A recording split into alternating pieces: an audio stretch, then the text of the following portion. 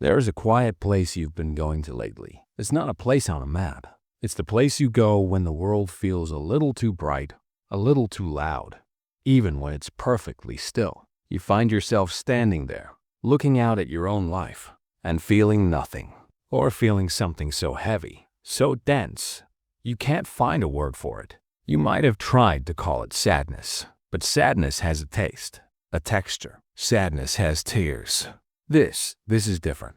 This is a hollow sound in a room full of people. This is a faint static behind your eyes when you try to focus, and you're beginning to suspect the label doesn't fit. That maybe you've been holding the wrong map this whole time, thought it shows up in the smallest moments.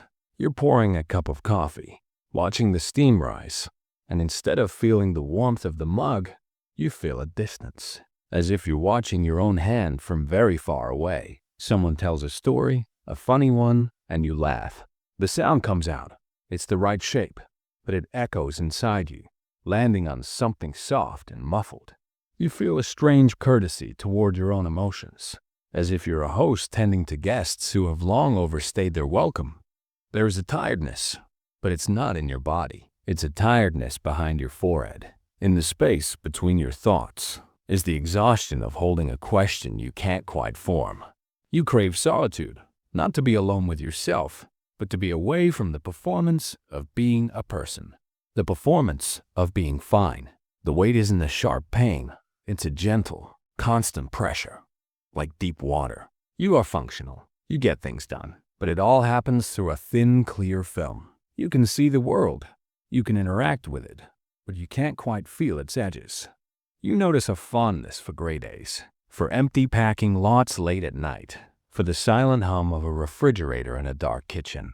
These moments don't make you happy, but they feel honest. They match something inside. There's a relief in them, because in that grayness, you don't have to pretend you're feeling blue skies. You might scroll through your phone, seeing lives that look full of color and purpose, and feel not envy, but a kind of anthropological curiosity. How do they do that? What does that feel like? It's not that you want their life. You just want to remember what it's like to be plugged in, to be inhabited. So naturally, you reach for the closest word. Sadness. But sadness is specific. It's for a lost pet, a goodbye at an airport, a poignant piece of music. Sadness has a source you can point to. It has a beginning, and usually it has an end. This feeling you have, it doesn't have a clear beginning. It feels less like a weather system that moved in, and more like a climate you've been living in for a while. You can't say when it started. You just realize one day that it's been there. Maybe you called it burnout because you are tired, but burnout suggests you were on fire. It suggests a bright, passionate flame that consumed its fuel. Did you feel that flame? Or were you just moving consistently, dutifully, until the motion itself became the only point? This isn't the ash after a blaze. This is more like a room where the air has grown thin slowly. So slowly you didn't notice you were learning to breathe with less. Others might call it a mood, a phase, a funk. But those words are so small. They're like trying to describe an ocean as a puddle. They don't honor the depth of this quiet. They make it sound temporary, flimsy, when it feels anything but. It feels substantial. It feels like a part of you. And that's the most unsettling part. You're not battling a feeling. You're coexisting with a state of being. And the old labels keep slipping off because they were never designed for this thought. So if it isn't sadness, what is it?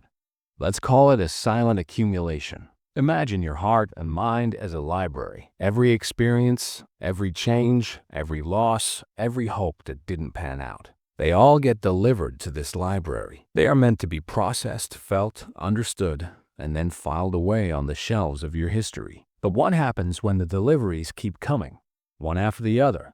And you, the librarian, never have a moment to open the boxes? You're too busy keeping the library open, managing the front desk, smiling at visitors that the boxes pile up in the back room. At first, it's just a few. Then it stacks. Then the entire back room is full of unopened, unprocessed experiences. The library is still functional. The lights are on, but the air grows thick with the dust of unpacked stories. The silence in that back room becomes a presence. This feeling, This is the quiet hum of that overstuffed room. It's not one story of grief. It's the weight of 50 stories, still sealed, waiting for your attention. It's the ghost of 1,000 small griefs you didn't have time to mourn. The friend you drifted from, the path you didn't take, the version of yourself you thought you'd be by now, the news story that hurt you, that you scrolled past, the apology you never received, the dream you gently closed the door on, thinking it was maturity. These aren't catastrophes. They are subtractions, and your psyche is keeping count. It is also, perhaps, something else, a deep internal recalibration. It is the feeling of an old skin that has grown too tight, a self that was built for a different season. You are outgrowing a version of you, and that process isn't always loud and dramatic. Sometimes it is a quiet crumbling from the inside. The old walls grow soft, the old furniture doesn't fit, and you are left standing in a familiar house that suddenly feels unfamiliar, waiting for a new blueprint to emerge. This feeling is the in-between, the liminal space, after the caterpillar has dissolved. But before the wings have formed, it's not sadness. It's metamorphosis, disguised as stillness. Your mind is not failing you. It is protecting you. It has assessed the backlog in that storeroom and decided, with a fierce and ancient intelligence, that to feel it all at once would be too much. It would be a tidal wave. So, it does the only merciful thing it can. It installs a buffer. It turns down the volume. It creates this gentle numbness, this film, to keep you functioning, to keep you walking through your days without being overwhelmed by the sheer volume of unmet feelings. This distance you feel from the world, from others, even from yourself, is not a flaw. It's a safety mechanism. Your psyche has pulled you back to a quiet shore, away from the emotional tide. It has made silence feel safer than expression, because expression might open the first box, and the first box might lead to the second. And your system knows it's not ready for that chain reaction. So it says, be still, be quiet, just breathe. We will deal with this later. This feeling is the ladder. It is the holding pattern. It is your entire being saying, the processing plant is temporarily closed for maintenance. We appreciate your patience. This is why motivation doesn't work. This is why positive affirmations feel like a foreign language. You're not lacking fuel. You're in the midst of a delicate internal repair. You wouldn't shout pep talks at a surgeon during a complex operation. You would be quiet. You would grant space. That is what this phase demands. Not a louder voice from the outside, but a deeper listening within. You know this feeling when you catch your reflection in a window and don't immediately recognize the person looking back. Not in a scary way, but in a curious way, as if you're meeting a distant relative. You know it in the middle of a conversation, when your own voice sounds like it's coming from another room. You are speaking. You are making sense, but there's a part of you floating near the ceiling, observing it all with a kind, detached interest. You know it when you feel a sudden, almost painful tenderness for mundane things. The way light falls on a dusty floorboard, the slow blink of a cat, the sound of a distant train.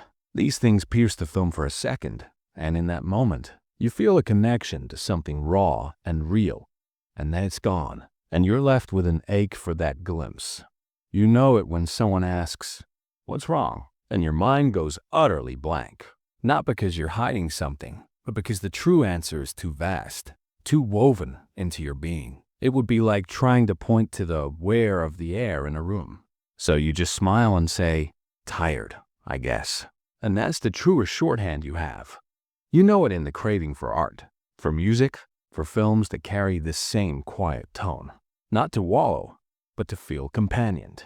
To see your own internal landscape reflected on a screen or in a lyric and to think, oh, so it's not just me. This is a place that exists. It makes the feeling less lonely. It makes it almost beautiful. So no, you are not broken. You are not lacking. You are not failing at being a person. You are in a state of profound internal overload. The circuits are humming. The storage is full. The system is prioritizing core functions. And in that state, the most radical, healing thing you can do is absolutely nothing. Don't try to fix it. Don't try to analyze it into submission. Don't force gratitude. Don't paste on a smile. Just Allow the overload to be there. Granted space. This is not a problem to be solved. It is a condition to be acknowledged. Your mind is tired, not your body. Not from a lack of sleep. Your actual consciousness is tired from the work of holding so much that's unspoken. Don't think of yourself as a caretaker of this overloaded library. You don't start by frantically unpacking boxes in the dark. You start by simply sitting in the quiet of it. You walk in. You nod to the piles. You say, "I see you're here." You don't have to open a single one today. The healing is in the acknowledgement itself, in the lowering of the pressure to be okay, in the permission to let the system rest. There is a profound intelligence in this stillness. It is forcing you to listen to a part of yourself you've been able to ignore while busy. It is gathering resources. It is making space. By being so still, so quiet, so seemingly unproductive, you are doing the most important work of all. You are making room for a new self to take root. One day, you will be making that coffee again, and your hand will feel the warmth of the mug, not just see it. The heat will travel from your palm, up your arm, and into your chest. It will be a small thing, a barely noticeable thing, but you will notice. And in that moment, you'll understand that the film was never permanent. It was a season, a necessary winter dot. The feeling will have lifted, not with a dramatic sunrise, but like a fog that thins so gradually, you only realize it's gone when you can see the outlines of trees in the distance again. You will remember this time not as a time of sadness, but as a time of deep interior gathering, a time your soul went underground to tend to its roots. Until then, there is nothing wrong with you. You are not a skipped beat in the rhythm of the world. You are a different kind of rhythm, a rest, a held breath, a comma in a long run-on sentence. You are not broken. You are listening to the hum of an overloaded, magnificent system, and that hum is the sound of a deep and necessary repair.